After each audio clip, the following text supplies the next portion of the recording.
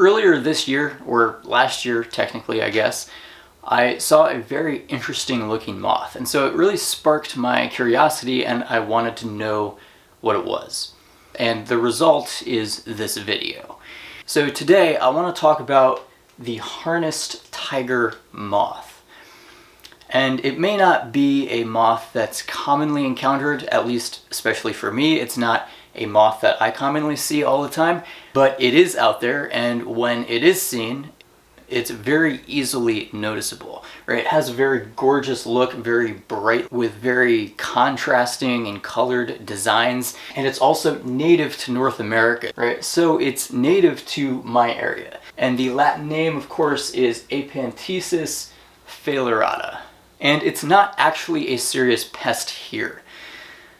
Which makes sense because usually if there's a pest that's native to an area, there are usually a bunch of checks and balances, like ecological factors that help to keep that population size in dynamic control. To a very small extent, this insect, especially in the larval stage, may consume some crops, maybe like particularly corn, but it generally stays out of the way for most gardeners and agricultural operations. Nonetheless, I know personally I'd really like to get out there and study this insect a little bit more up close to kind of see how it interacts with the environment.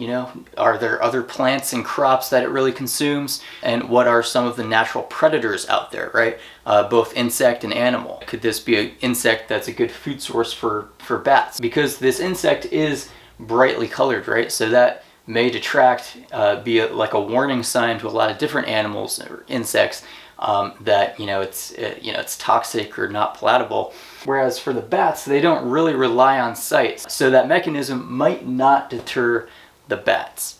Overall, the larva, it is dark brown in color. It has a central golden stripe, kind of thin stripe running down its back, and the entire caterpillar or larva is covered in fairly dense, long hairs. So it kind of gives it a brown and furry appearance, kind of similar to some of those woolly bear caterpillars. And additionally, I also have a link down in the description that gives some additional pictures of this insect and some pictures of this insect in its larval stage, right? That caterpillar stage.